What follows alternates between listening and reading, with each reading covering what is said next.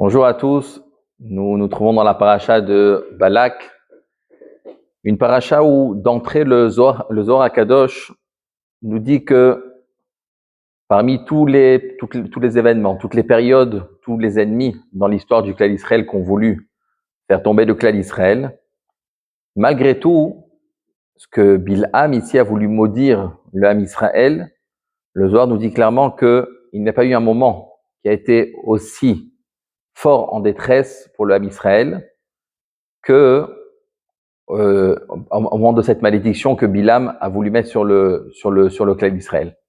Et donc ici, Hachem a dû intervenir de manière spéciale pour, en quelque sorte, venir protéger le Ham Israël. Donc ici, c'est un petit peu intéressant de voir qu'est-ce qui s'est passé dans cette malédiction de Bilham, pourquoi cet ennemi-là a été le plus redoutable dans toute l'histoire.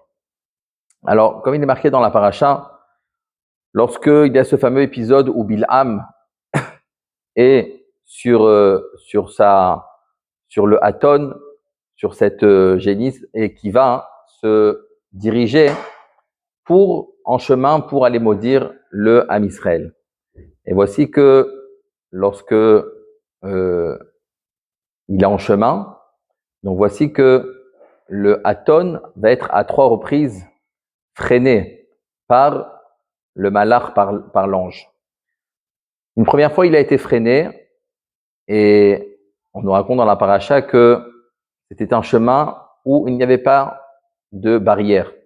Ça veut dire que le Haton pouvait encore s'échapper à gauche ou à droite. Dans la deuxième fois où il a été freiné par le malach, alors là, il y avait des barrières, et donc le malach s'est posé devant lui, et donc il n'y avait qu'un côté où il pouvait s'enfuir. Et enfin, la troisième fois, c'était dans un chemin qui était très serré, il n'y avait la place que pour un.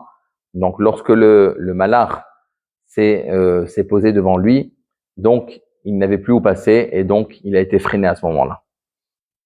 Ici, les commentaires nous disent que lorsque c'est à 3 reprises, cela fait référence à nos 3 avot, Avraham, Yitzhak et Yaakov. Nos 3 avot sont finalement eux, ceux qui vont protéger le clan d'Israël. C'est eux qui vont nous permettre justement de faire cette protection-là pour empêcher tous nos ennemis et toutes les choses, toutes les malédictions qui peuvent vouloir venir faire tomber le clan d'Israël. Alors, quelle est la notion ici de ces avot? Alors, on va ramener ici ce qui est ramené dans une des Gemarot. Il y a marqué dans Baba Kama, d'Aflamed Amoud Aleph, Amar Rabbi Yehuda, Ayman de Baal Emiave Hasida, Lekayem il est des Nezikin, Ravavam il est des Avot, Vamrelam il est des Brachot.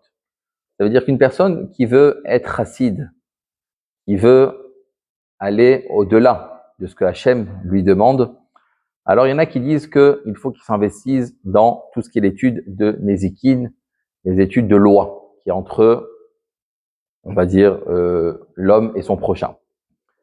Il y en a qui disent que non, Milé des Avot, il faut étudier tout ce que nos anciens nous ont transmis, toutes les règles de vie qu'on peut avoir. Et enfin, la troisième sont Milé des Brachot, sur comment on doit faire des bénédictions avant de manger, après de manger. Donc ici, il y a 3 points. Le Maharsha nous dit que, en fait, ces 3 points sont là pour avoir une entité dans la personne. C'est-à-dire qu'une personne, elle doit se travailler sur 3 points. Elle doit à la fois se travailler, ce qu'on appelle par rapport à justement Milé des Nézékines, ça veut dire de se travailler entre la personne et son prochain. Sur ça, il faut travailler tout ce qui sont les lois entre l'homme et son prochain. Il y a Milé des Avot, de travailler tout le comportement de la personne, le caractère de la personne. Et là, c'est pour avoir un travail, comme dit le Maharsha, Tov le'atzmo bemidot. Que ce travail-là, il est pour la personne avec lui-même. Et enfin, il y a d'étudier le traité de Brachot, que cela vient pour perfectionner le lien qu'il y a entre l'homme et Hachem. Donc, c'est-à-dire que finalement, l'homme doit se travailler sur 3 plans, à la fois entre lui et lui-même, lui et son prochain, et lui et Hachem. Ce qui est intéressant ici, c'est que lorsqu'on vient voir le travail de traits de caractère, on aurait pu penser a priori que cela vient pour améliorer la relation entre l'homme et son prochain. Le Maharsha nous dit que non. Il nous dit que le travail des midot, il n'est uniquement pour la personne et soi-même. Une personne, grâce à ses bonnes midot, alors c'est une personne qui va être entière avec elle-même. C'est une personne qui va être beshlemut. Ça veut dire que toute chose en elle va prendre va prendre la place qu'il faut. Tous les sentiments qu'une personne peut avoir face à des situations, alors il aura des sentiments qui vont être justes, qui vont être au bon endroit et qui vont être vécus comme il le faut. Donc finalement, ça veut dire que les midot, ce qu'on appelle les traits de caractère d'une personne, alors ce n'est pas juste pour avoir une bonne organisation dans la société, mais c'est plus que ça, c'est pour que l'homme puisse trouver son épanouissement durant toute sa vie. Donc ici, il y a un point qui est très très fort. C'est que on est en train de voir que on peut appeler la bracha du Ham Israël. On sait qu'on reçoit la bracha comme marqué de nos avot. Et bien finalement, cette bracha que le Ham Israël possède, ce sont uniquement ses midot. C'est-à-dire que le cœur justement de la réussite du clan Israël, le cœur de la bracha du clan Israël, elle prend source grâce aux midot. Et c'est pour ça qu'on appelle le Ham Israël qu'il est Mevorach. Ça veut dire que on n'a pas besoin de recevoir de brachot. Le Ham Israël, il est en lui-même une bracha à lui entière. Comme il est marqué des fois, Vani tefila. C'est-à-dire que je suis une prière. Il y a des gens qui formulent une prière et il y a des gens que eux-mêmes, ils émanent, ils sont en eux-mêmes toute la prière. Ça veut dire que toute leur vie est tournée vers Hachem. Il y en a qui, lorsqu'on appelle qui sont tov, qui ont ce bien-là. Il y en a qui essayent des fois d'émaner du bien, mais il y en a que toute leur vie, ils ne sont que du bien dans toutes les situations. Et donc ça, c'est la vraie bracha du clan Israël. Qu'en potentiel, le clan Israël, il possède justement ces traits de caractère qui sont très très forts. Et donc, ici, c'est ça que la Torah a voulu nous enseigner lorsqu'elle nous dit que voici que Bilham va avec son Aton, va en chemin pour maudire le clan Israël. Voici qu'il va être freiné à 3 reprises. Pourquoi freiner à 3 reprises? Parce que justement, ce sont Abraham, Yitzhak et Yaakov qui possèdent les traits de caractère les plus forts, qui sont pour repousser l'orgueil, qui sont pour repousser les passions, qui sont pour repousser la jalousie. Ça, c'est Abraham, Yitzhak et Yaakov qui contiennent ça en eux. Et donc, lorsqu'on vient justement venir amener la bracha au clan Israël pour protéger de la klala, alors on voit que à 3 reprises, alors la malédiction a été freinée. Premièrement, elle a été freinée par Abraham. Abraham s'est perfectionné dans un trait de caractère, mais on sait qu'Abraham, malgré tout, il a eu 2 enfants qui ont un petit peu, on va dire, qui étaient ce qu'on appelle obsolètes, un petit peu qui a été comme dans un fruit, il y a le fruit, il y a le déchet. Alors Abraham a eu Yitzhak qui est le fruit, mais il a eu le déchet du fruit qui sont Ishmaël et les enfants de Ketura, qu'il a eu à la fin de sa servante.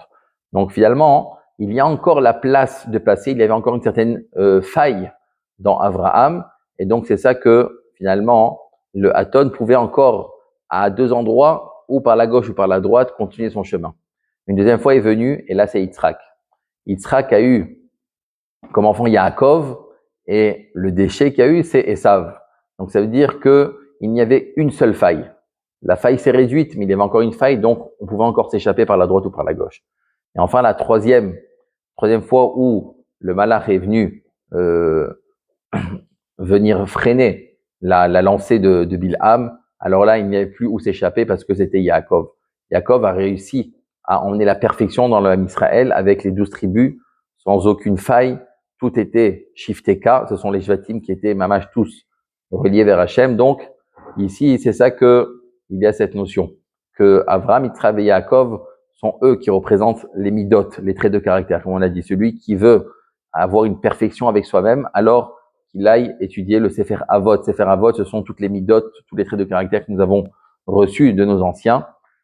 Et finalement, c'est ça ce que Tosfot dans Avodah nous dit, que Bilham a voulu détruire l'Am Israël en un mot. Le mot était Kelem, Kelem qui veut dire détruire.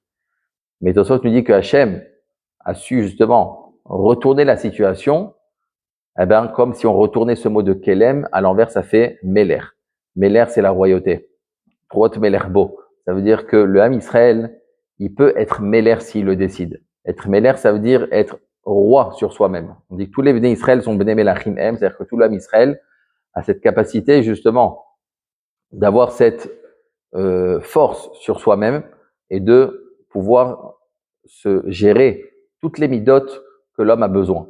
Et donc, c'est ça le lien de Meler. Meler s'écrit même Lamed Chaf, qui veut dire ici, Meler, c'est le moar, c'est l'intellect. On a Lamed, qui est le lève, et Chaf, qui est le kaved, qui est le foie, qui est le côté, justement, des passions.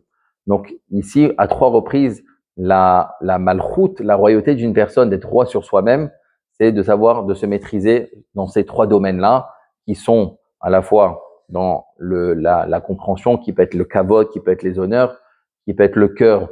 Le cœur, c'est la jalousie, et qui sont sur le kaved, qui sont sur les passions. Et donc, ces 3 choses-là, ce sont les 3 moteurs d'une personne, parce qu'une personne a besoin d'avancer avec, c'est vrai des fois, un petit peu d'honneur, un petit peu de passion dans ce qu'on veut entreprendre, mais il faut savoir justement l'orienter comme il faut. Et donc, c'est ça l'union de Meler, de cette malchoute, de pouvoir diriger sa vie comme on le veut, sans être soumis aux influences extérieures, de le décider quand on veut le décider, et pas de le décider parce que la société l'a voulu pour nous. Et donc ça c'est la grandeur du Ham Israël à ce moment-là, et donc finalement c'est ça la vraie bracha du Ham Israël. Le Ham Israël, il peut se parer à toutes les clalotes si il arrive justement à se tenir sur ses midot, ses traits de caractère. Finalement, on voit que le vrai héritage qu'un enfant peut avoir de ses parents, à part, oui, le côté physique qui vient automatiquement, mais le vrai héritage, justement, c'est les midotes qu'on va recevoir de nos parents, les traits de caractère que nos parents vont nous transmettre. Lorsqu'on va se dire, oui, des fois, des enfants qui se rappellent de leurs parents, qu'est-ce qu'ils leur ont transmis?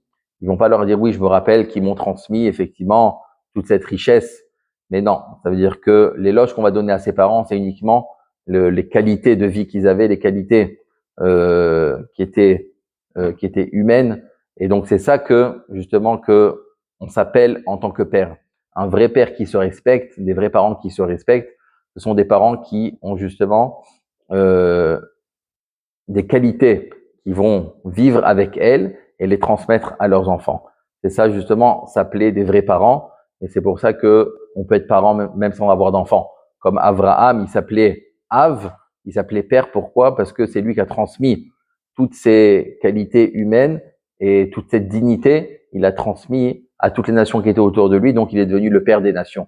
Donc, devenir père, c'est pas forcément d'avoir des enfants des fois biologiques, mais c'est justement d'être l'exemple et de transmettre des valeurs, les valeurs du clan Israël, nos valeurs justement de l'identité juive, et que Bezrat Hashem, que au travers de ces bonnes midotes qu'on peut travailler, alors que la bracha puisse venir s'installer dans la maison de tout à chacun. Amen, Kani Ratson.